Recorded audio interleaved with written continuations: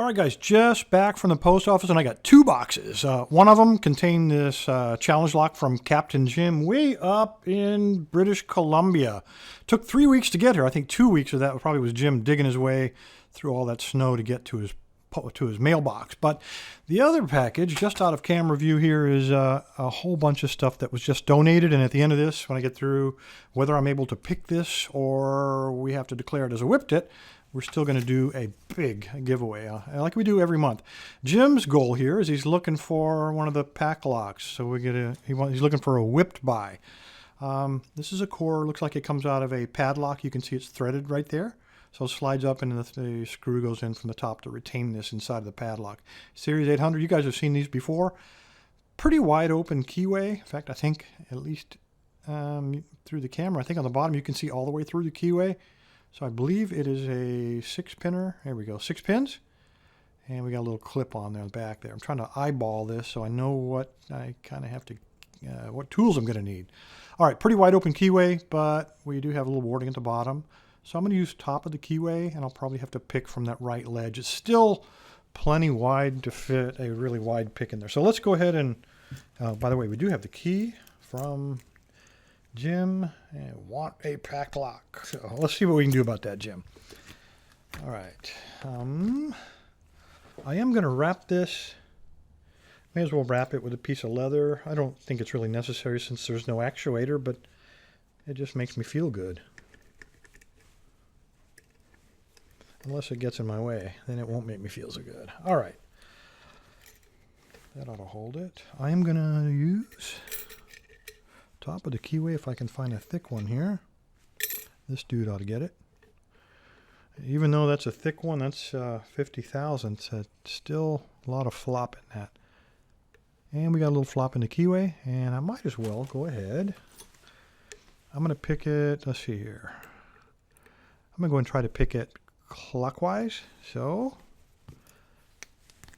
let me tension it clockwise, and then we'll put a mark on there. I don't know how easy this is going to be to see on the camera. Maybe I'll zoom in a little bit and you guys can maybe see that mark. Tell you what, I'll also put one here, the hedge of my bets, on the side. Maybe you guys can see that one a little bit better. All right, let's see what we got. I'm going to go for broke here. I am going to try first to make sure we got 6 in there. And it feels like 6. And I don't feel any crazy springs either. That's really what I'm looking for. Lately, you guys have been putting some weirdness in there. All right. I'm going to try to cheat a little bit. I'm going to try a Bogota. And because it is nice and wide, this is the 25 thousandths from Sparrows. Nice and wide keyway, so I should be able to get that in there. And I'm just going to try to rake up. Well, I would love to be able to rake it completely open, but it's a challenge lock. I don't think that's going to happen. But maybe I can get a fault set out of it. And we'll see in a minute if we can get those lines to unalign. We'll know we got something out of it. Doesn't feel like I'm getting anything. Got really light tension on it. And I feel nothing here. That's probably not going to work. All right. Got to do it the hard way. I'm going to go in there with an Attila. It is a challenge lock, so I expect that there's going to be some high, low. And it's got a little bit of rise on it. This is the Attila, also from Sparrows. So all the way in. I'm going to put moderate tension and see if I can find now a binder. Okay, I'm seeing on pin 1, feels like counter rotation right there. Either that or I'm picking my tension wrench. Let's try it. I think it fell off. No, there we go. We got a fault set. Cool. All right, all the way to the rear and start looking around for another binder. And I didn't find anything. All right, I'm either looking, because I do have a good amount of fault set here, I'm looking for one of two things. A spool, so we're caught on a spool. So when I find him, particularly with this pick, I'm able to leverage him. I'm going to see some counter rotation. Or I'm looking for a T-pin, which is just a little tit that's stuck at the shear line. Again, this pick kind of makes it easy to find. Well, when I find it, makes it easy to pick. trick is sometimes finding the darn things, though. So I'm applying moderate tension, and I'm looking for counter rotation. Or I'm looking for it to open, and I got nothing.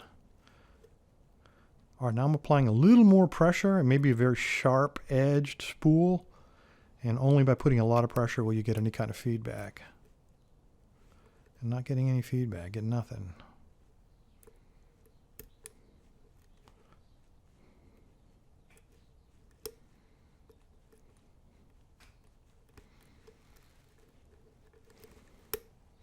Okay, that was 3. I got a click. I think I might have forced something through the shear line. May not be altogether a good thing. Getting counter rotation on 6 a little bit. Come on. Make that 5. And, oh, very deep fault set. Now check that out.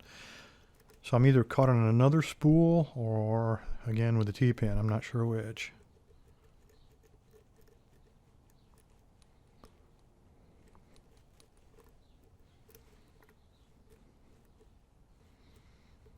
All right, Jim, what have you done to me here? What have you done?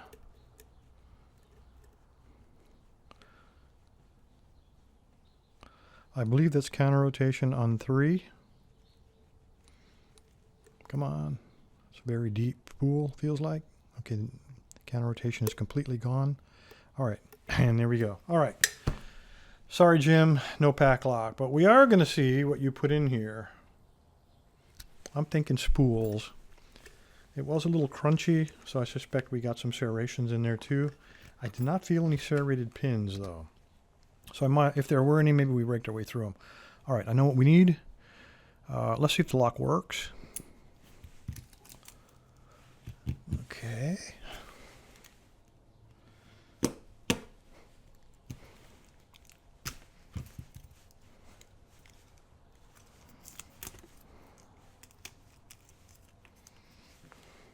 All right, there's what a pitting looks like. A little bit of filing was done right there. Looks kind of weird.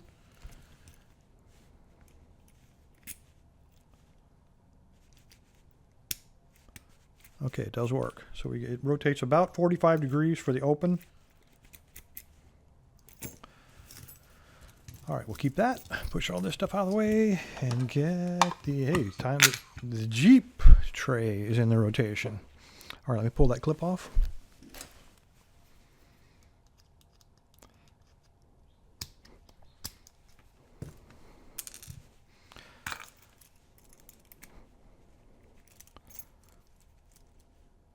Come on. All right, let's just double check here. We do have to make sure that this detent doesn't go... That detent doesn't look like he's spring-loaded there.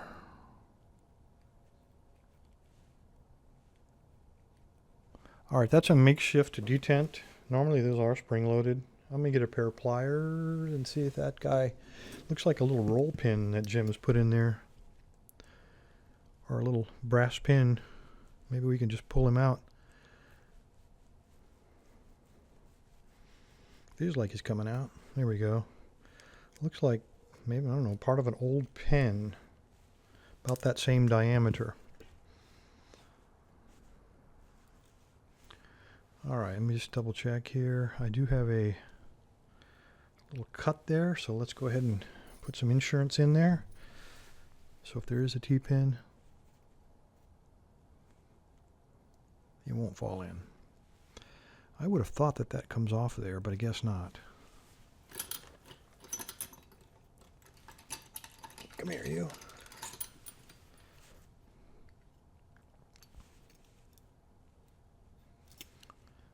All right, let's just double check. You don't want to hear any oh craps here today. And there we go. All right, I am not seeing a whole lot of weirdness. On number 3, it looks like slightly narrowed from the diameter of the hole. Also the same with number 5, and I think maybe even number 6. Let's go ahead and dump them out and check it.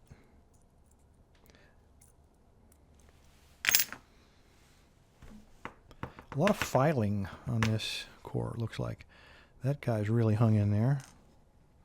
Okay, it is a spool. 2 is homemade. Also, looks like, well, you're going to have to call it. It's either a whole bunch of little spools or a whole bunch of really small serrations. Same on this guy. We got 2, looks like a T-pin with a serration on it. I'll give you a close-up on this in a minute. Another homemade, multiple serrations. And a very narrow, come out of there, T-pin. And number 6 is a very narrow pin. Let me grab some tweezers here. This little guy looks like it comes out of an American or a master lock, but really long. Might even be just a piece of brass dowel. This is the pin that came out of 6. And just for comparison, let's take the one out of 4. And you can see there's quite a bit of difference in diameter on those. So he was probably flopping around back there in 6, almost acting like a T-pin. Serrations. Come on. We're looking at 2 and 4.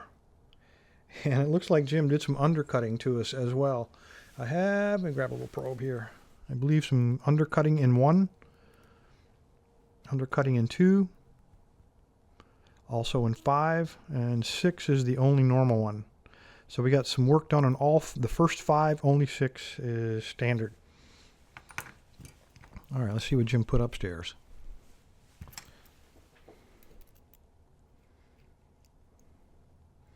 Okay, homemade spool. It was originally a T-pin or a key pin.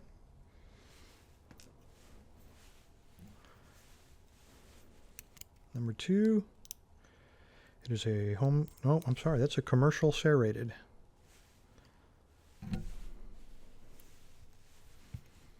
Number 3.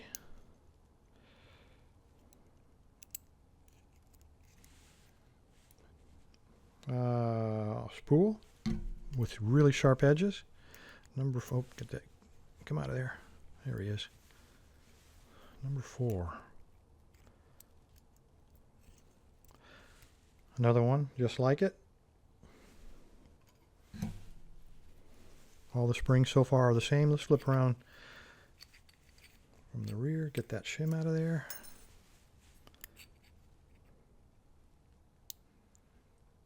Okay, 6 was the one with that homemade, it looked like that real narrow dowel. And then we also have a very narrow T-pin in the top of it. So those 2 would have tied together to make it act like a T-pin. Okay, we have a reduced size spring in that one. And then the last one is pin 5, very strong spring, and a homemade spool, looks like. And a normal spring, just like the first 5. So the only different spring was in number 6, and I didn't really notice any difference at all. Threading, I'm seeing threading in 2 and 4, and you can confirm that by looking right here at the top. See the threads there and there. The rest of them are all standard. I want to say that, but I'm looking at chamber 1. It's the only one I can really see, and it looks like, and I don't know how Jim did this, there's undercutting in that one. And also further back, if I get the light to work, and of course it's not, but chamber 3 also looks like he has some undercutting. Yep. I don't know how Jim got back there to do that, but he sure did. 4 is threaded. 5 and 6 are both standard. No mods at all. But definitely number 1 is undercut. 2 is threaded. 3 is undercut. 4 is threaded. 5 and 6 are standard. Jim, valiant effort. I got to give you credit. This is nothing but the roll pin, so I'm just going to leave them right there. Let me show you what we got up close before we do a giveaway. All right, there's what we got, guys. We've almost all of these are homemade. In fact, I believe they all are homemade. I thought this second one here was a commercial serrated pin, but I believe he looks now under the right light. He also looks like he's homemade. So everything in here is hand done. This one gave me a little trouble, and definitely number 6 with this narrow shaft and T-pin, homemade T-pin, gave me a little trouble. Other than that, guys, you saw it. It went pretty quick. I think I probably raked open a big part of these pins, but hey, luck counts, open's open, right? All right, let me move this out of the way, and we're going to do a giveaway. I had another package in the mail, a giant package. Let me try to get the box over here. I can't really move the camera very well anymore, but giant box, and this came from LearnLockPicking.com. Learn Lockpicking donated some stuff to us for giveaway. And they have a little card here. Giveaways for the tribe from LearnLockPicking.com. Enjoy. The first thing we're giving away is going to be this guy. I got 2 of these to give away, in fact. This is the 7-pin all-in-one lockpicking training kit. And it comes with the picking kit and one of these. I debagged it here. Here we go. We got a PXS 14, a 14-piece stainless steel pick set from South Ord, still in the bag. And then we got one of these guys. For those of you who haven't seen these, let me go ahead and cut this guy open. This is the Ultimate Adversary lock. It is a 7-pin lock that's been threaded. Let me grab it here. Been threaded on the top. So you can progressively pin this up as you learn how to pick locks. It's got a pretty decent keyway in terms of access. A little bit of paracentric, so it is going to give you a little bit of a challenge, which is always a good thing when you learn to pick locks. You don't want it to be too easy. Yeah, we got a key, but we don't need those stinking keys. What we do need is this big bag of repair parts and security pins. There's all kinds of cool stuff in there to load this lock up with and continually challenge yourself. It really is a lock picking course built into a single lock. So anyway, the first kit, the 7-in-1, is going to go to, let me grab my list here, Jason M. And Jason, I will send you an email notification to get your address. The second one, after I get it put back in the bag, is going to go to J Downey 25. All right, what else do we have? Next thing, I have a Viper pick set, also from LearnLockPicking.com. They donated this as well as the right-hand spinner. I've reviewed both of these before. Great little kits, and so this will be the 3rd giveaway of the month. Anyway, fellas, thank you for your time. Appreciate your attention. Stay safe, stay legal. LearnLockPicking.com. I really appreciate the donations.